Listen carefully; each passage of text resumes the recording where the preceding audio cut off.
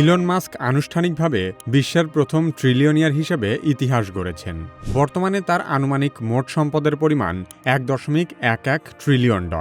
তার কাছে এখন এত সম্পদ আছে যে বিশ্বের সবচেয়ে দরিদ্র 46% মানুষের সম্মিলিত সম্পদের চেয়েও ইলন মাস্কের সম্পদের পরিমাণ বেশি। পৃথিবীর অনেক দেশের বার্ষিক অর্থনীতিও এর চেয়ে অনেক কম। মাস্ক যদি প্রতিদিন $1 কোটি খরচ করে তাহলেও তার সম্পদ শেষ করতে শত শত বছর লেগে যাবে। ইলন মাস্কের সম্পদের বড় অংশ এসেছে তার মাত্র দুটি প্রতিষ্ঠান থেকে। একটি হলো স্পেসএক্স এবং অন্যটি টেসলা। টেসলার শেয়ার মূল্য থেকে মাস্কের সম্পদ ছিল $286 বিলিয়ন। সম্প্রতি যুক্তরাষ্ট্রের অন্যতম বৃহৎ শেয়ার বাজার ন্যাসড্যাকে স্পেসএক্সের শেয়ার লেনদেন শুরু হওয়ার পর সেখান থেকে ইলন মাস্ক আরও প্রায় $866 বিলিয়ন মালিক হয়েছেন। তার মানে টেসলার কারণে ইলন মাস্ক আগে থেকেই বিলিয়নিয়ার ছিলেন, আর বর্তমানে স্পেসএক্সের শেয়ার তাকে ইতিহাসের প্রথম ট্রিলিয়নিয়ার বানিয়েছে। তবে এত বিপুল পরিমাণ সম্পদের পেছনে বিতর্কও আছে। ইলন মাস্ক শেয়ার বাজারে তার কোম্পানিগুলোকে যতটা মূল্যবান দেখিয়েছেন, বাস্তবে তার কোম্পানিগুলো অতটা মূল্যবান নয়। কোম্পানির ভুয়া মূল্য দেখিয়ে ভাওতাবাজি করা এবং শেয়ার বাজার কারসাজির মতো যুক্তিসঙ্গত অভিযোগও আছে ইলন মাস্কের বিরুদ্ধে। ইলন মাস্ক কিভাবে পৃথিবীর অর্ধেক মানুষের চেয়েও বেশি ধনী হয়ে উঠল এবং বিশ্বের প্রথম ট্রিলিয়নিয়ার হওয়ার জন্য ইলন মাস্ক কী ধরনের ভাওতাবাজির আশ্রয় নিয়েছে সে সম্পর্কে আলোচনা করা হবে কি কেন কিভাবে এই পর্বে।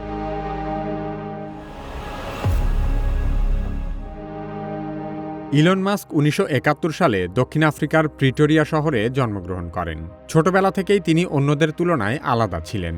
বই পড়ার প্রতি তার আগ্রহ ছিল অসাধারণ। বলা হয় তিনি দিনে প্রায় 10 ঘন্টা পর্যন্ত বই পড়তেন। বিজ্ঞান, কল্পকাহিনী, প্রযুক্তি, মহাকাশ এসব ছিল তার প্রিয় বিষয়। মাত্র 12 বছর বয়সে তিনি একটি ভিডিও গেম তৈরি করেন এবং সেটি বিক্রি করে নিজের জীবনের প্রথম ব্যবসায়িক আয় করেন। তখনও কেউ ধারণাও করতে পারেনি এই ছেলেটি একদিন পৃথিবীর সবচেয়ে ধনী মানুষ হয়ে উঠবে। 1990-এর দশকে বিশ্বজুড়ে ইন্টারনেটের বিস্তার শুরু হয়। সেই সময় অনেকেই বুঝতে পারেনি যে ইন্টারনেট কিভাবে ভবিষ্যৎ বদলে দিতে যাচ্ছে।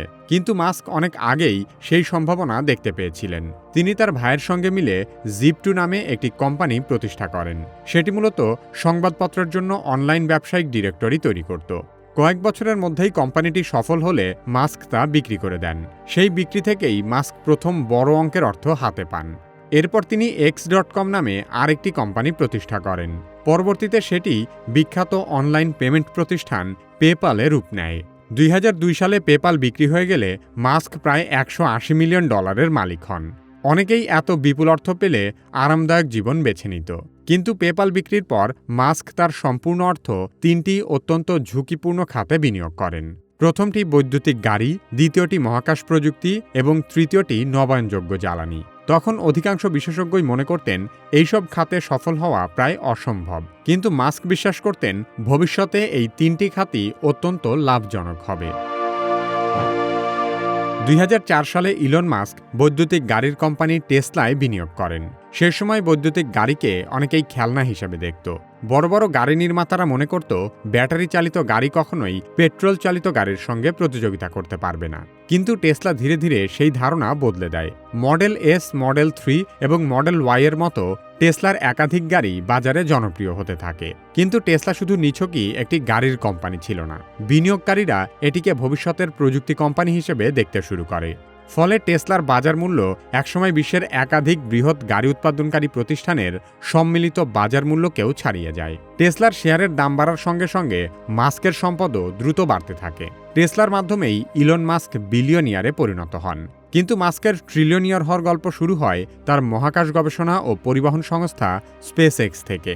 2002 সালে মাস্ক যখন স্পেসএক্স প্রতিষ্ঠা করেন তখন সবাই বলেছিল এটা পাগলামি ছাড়া আর কিছুই নয়। কারণ মাস্কের লক্ষ্য ছিল একটি রকেট একাধিকবার ব্যবহারের মাধ্যমে মহাকাশ যাত্রার খরচ কমানো এবং মঙ্গল গ্রহে মানুষের উপনিবেশ গড়ে তোলা। স্পেসএক্সের প্রথম 3টি রকেট উৎক্ষেপণই পরপর ব্যর্থ হয়। ফলে কোম্পানিটি প্রায় দেউলিয়া হয়ে যাচ্ছিল। কিন্তু কোম্পানিটির চতুর্থ রকেট সফল হওয়ার পর স্পেসএক্স মহাকাশ যাত্রার ভবিষ্যতেই বদলে দেয়।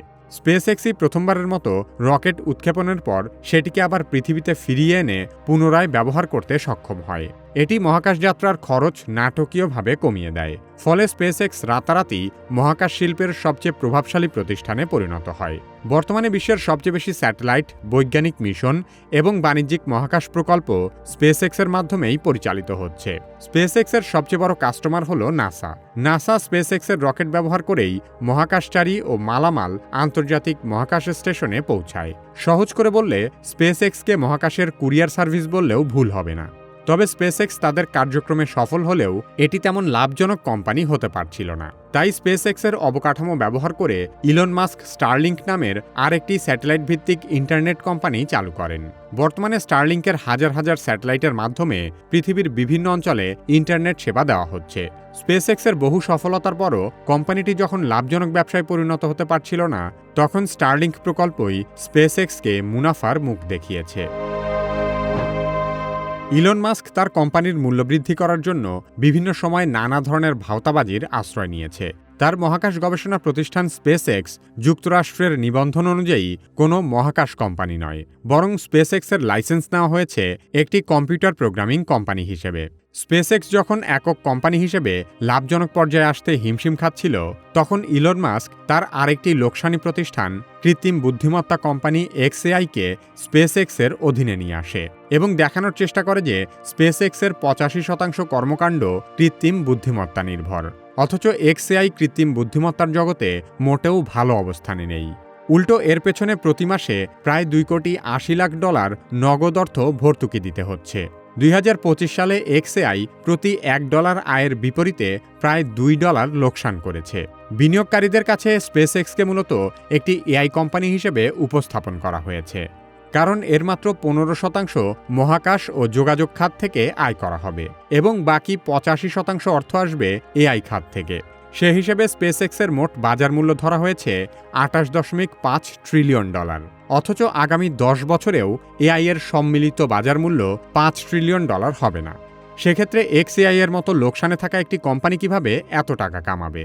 তার চেয়েও বড় প্রশ্ন হলো, যে খাতের বাজারই $5 ট্রিলিয়ন, সেখান থেকে ইলন মাস্কের কোম্পানি কিভাবে প্রায় $25 ট্রিলিয়ন আয় করবে?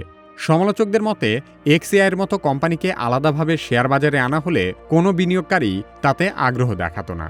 তাই ইলন মাস্ক তার বিপুল লোকসান করা কোম্পানি XAI-কে বাঁচাতে স্পেসএক্সের জনপ্রিয় ব্র্যান্ড ব্যবহার করছে। আর এখানে যেহেতু রকেটের ব্যাপার-স্যাপার আছে, সেই সাথে কোম্পানির মালিক ইলন মাস্ক, তাই সাধারণ বিনিয়োগকারীরা কোম্পানির প্রকৃত মূল্য বিবেচনা না করেই হুজুগে অর্থলগ্নি করছে। বিশ্লেষকদের মতে স্পেসএক্সের যে বাজার মূল্যের কারণে ইলন মাস্ক ট্রিলিয়নিয়ার হয়েছে, তা সম্পূর্ণ শেয়ার বাজার প্রতারণা ছাড়া আর কিছুই নয়। শুধু ইলন মাস্কই নয়, সমগ্র আমেরিকা দেশটির অর্থনীতিই টিকে আছে বিশাল এক ভাওতাবাজির উপর। যুক্তরাষ্ট্র বিশ্বের সবচেয়ে শক্তিশালী অর্থনীতির দেশ হলেও এই দেশের সরকারই বর্তমানে বিশ্বের সবচেয়ে বড় ঋণের বোঝা বহন করছে। 2025 সালে মার্কিন ফেডারেল সরকারের মোট জাতীয় ঋণ প্রায় $38 ট্রিলিয়ন। এই পরিমাণ ঋণ শুধু যুক্তরাষ্ট্রের ইতিহাসেই নয়, বরং বিশ্ব অর্থনীতির ইতিহাসেও নজিরবিহীন। যুক্তরাষ্ট্র কিভাবে বিশ্বের সবচেয়ে বড় ঋণগ্রস্ত দেশ হওয়া সত্ত্বেও সবচেয়ে শক্তিশালী অর্থনীতির দেশ হিসেবে টিকে আছে, সে সম্পর্কে জানতে চাইলে কি কেন কিভাবের এই ভিডিওটি দেখতে পারেন। আপনি যদি কি কেন কিভাবের মতো ভিডিও তৈরি করতে চান, তাহলে কি কেন কিভাবে একাডেমির ভিডিও এডিটিং মাস্টারি কোর্সে ভর্তি হতে পারেন। ভিডিও ডেসক্রিপশন ও পিন কমেন্টে কোর্সের লিংক দেওয়া আছে।